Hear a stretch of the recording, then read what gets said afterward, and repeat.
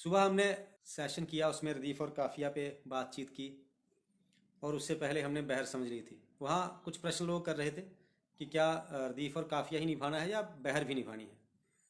ये तो सीधी सी बात है। पहले हमने बहर सीखी है, उसके बाद रदीफ़ काफ़िया सीखा है, तो सब कुछ ही निभाना है। अब आगे जाकर जब हम सीखेंगे कि दोहा क्या होता है या गज़ल क्या होती है, गीत क्या होता है, तो जब उसे लिखेंगे तो जितनी पीछे चीज़ें सीखी हुई हैं उन्हें तो निभाना ही निभाना है। अब ये थोड़ी हम कह सकते हैं कि अब हमें ये निभाना है वो वाली छोड़ देनी है, ऐसा नहीं होता ना। जो जो सीखते जा रहे हैं वो निभाते जाना है। रदीफ़ और काफ़िया निभाना हमने थोड़े सीखे। एक और अच्छी बात नहीं थी उसमें, जो मुझे अच्छी नहीं लगी, कि एकदम हम कमेंट करने शुरू कर देते हैं, पढ़ते नहीं ऊपर क्या लिखा हुआ है। अगर हमें इतना इतना पढ़ने की भी आदत नहीं पड़ी, छोड़े थोड़े से शब्द थे, कितने शब्द थे, 200-300 शब्द पढ़ने की जब तक हमें आदत नहीं पड़ रही, हम किताबें कैसे पढ़ेंगे। पढ़ने की आदत होनी चाहिए। तो जो भी काम हम करते हैं पहले देखें तो सही करना क्या है हमें। रदीफ़ और काफ़िया दिया हुआ था, हमें निभाना था। अभी उससे एक कदम आगे हमने चलना है। ये पोस्ट अप्रूव हो चुकी है, शायद आपने देखी होगी। अभी हमें खुद रदीफ़ और काफ़िया चुनने हैं। रदीफ़ चुनने के लिए हमें क्या देखना चाहिए कि जो हमारे विचार हमारे दिमाग में आ रहे हैं, क्या उस रदीफ़ को चुनकर वो सारे विचार हम भर सकते हैं।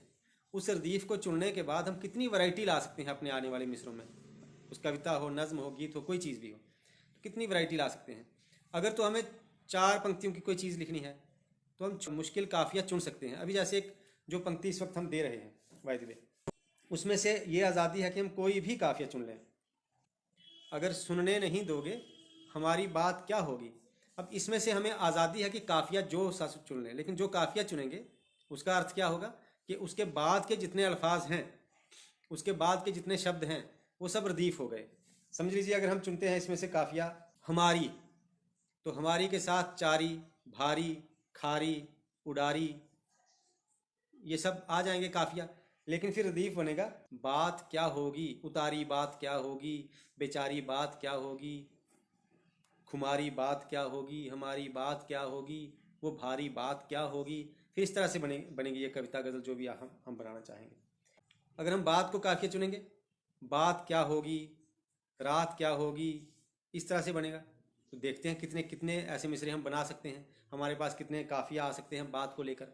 देख लीजिएगा, इसमें से जो भी आप काफिया ठीक समझे वो चुन सकते हैं। काफिये के बाद जितने भी शब्द हैं उनको हमने रदीफ चुनना होगा।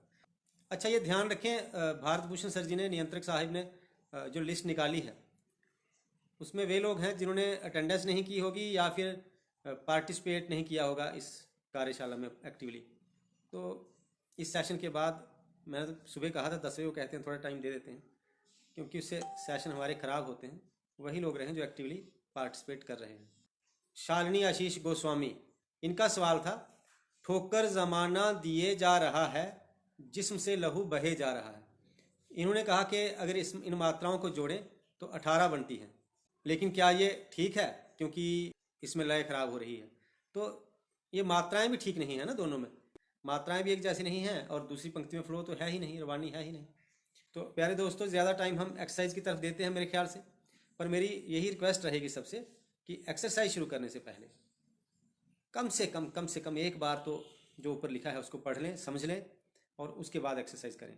पंक्ति यही रहेगी, मिसरा यही रहेगा, इसी में से हमने एक काफिया उठाना है जो हमें सुविधा लगती है कि ये काफिया हम चला सकते हैं, और उसके बाद उसके काफिए के बाद के जो अल्फाज हैं, जो शब्द हैं, उन्हें हमने रदीफ के तौर पर इस्तेमाल करना है। बहर नहीं बदलेगी, वज़न नहीं बदलेगा, और रदीफ काफिया जो हम तय कर लेंगे उसी में हमने कम से कम चार पंक्तियों का एक कमेंट करना है। पढ़ते नहीं हैं हम और उसके बाद 2 पंक्तियों का, 3 पंक्तियों का कमेंट करते जाते हैं। कम से कम 4 पंक्तियों का कमेंट होगा। अरुण भगत जी, आप कुछ पूछ रहे हैं शायद, पर पूछा नहीं आपने। एक बार बताओ। और नहीं, आप लेट आए हैं सर। देखिए, मैं फिर से सब पार्टिसिपेंट से कह दूं कि 2:55 टाइम है, 2:55। और कम से कम हम टीचर्स को एक याद रखना चाहिए कि 2:55 कब बजते हैं। 2:55 पर ही बजते हैं, 2:56 पर नहीं बजते।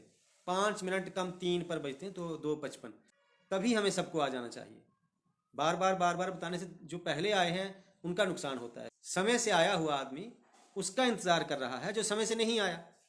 कितना गलत तरीका है। सफ़र कौन कर रहा है? जो समय से आया।